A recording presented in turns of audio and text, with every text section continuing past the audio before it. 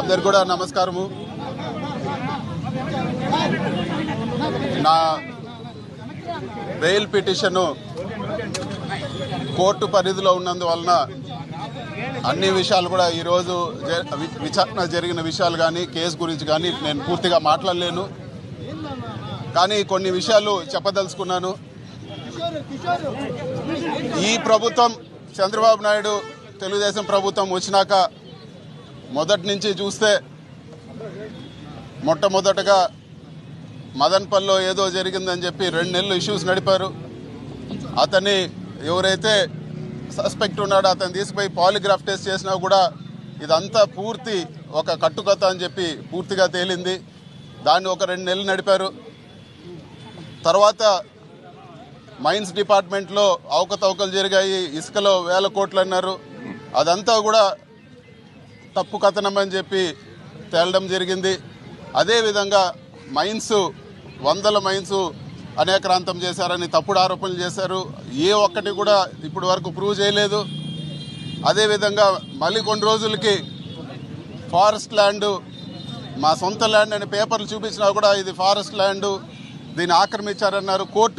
మేము కోర్టుకు పోతే మళ్ళీ అదంతా కూడా కరెక్ట్గానే ఉందని చెప్పి కోర్టుకు వాళ్ళు సబ్మిట్ చేయడం జరిగింది. భూములు ఆక్రమించామని చెప్పి తప్పుడు కేసు పెట్టినారు. ఏ ఒక్కటి కూడా ఇప్పటి వరకు ప్రూవ్ చేయలేదు. ఇన్ని కథనాలు. ఇంకొకరు మాట్లాడారు ఎర్రచందనం చేస్తున్నారని చెప్పి ఓపెన్గా ఛాలెంజ్ చేసి ప్రూవ్ చేయమన్నా కూడా ఎవరు చేసిన పరిస్థితి లేదు.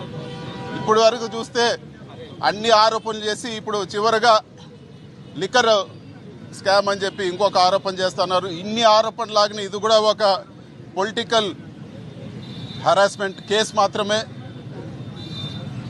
ఒకటైతే వాస్తవము, ఇప్పుడు వరకు రాష్ట్రంలో ఉండే అన్ని ఏవేవైతే ఒక డ్రగ్స్ కేసు, ఒక హ్యూమన్ ట్రాఫికింగ్ తప్పితే అన్ని రకాల కేసులు ఇప్పటి వరకు పెట్టారు.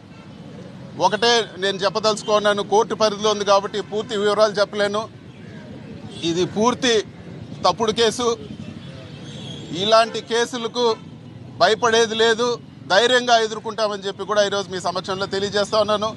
కోర్టులో డెసిషన్ వచ్చిన తర్వాత ఈ కేసు గురించి కూడా పూర్తిగా నేను మీ అందరితో కూడా మాట్లాడతానని చెప్పి తెలియజేస్తా ఉన్నాను. Thank you.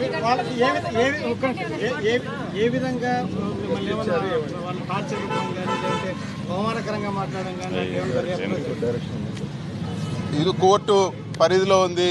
ఈరోజు జరిగిన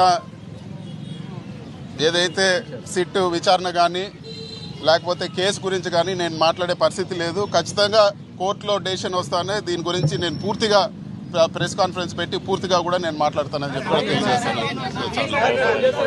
మాట్లాడలేదు.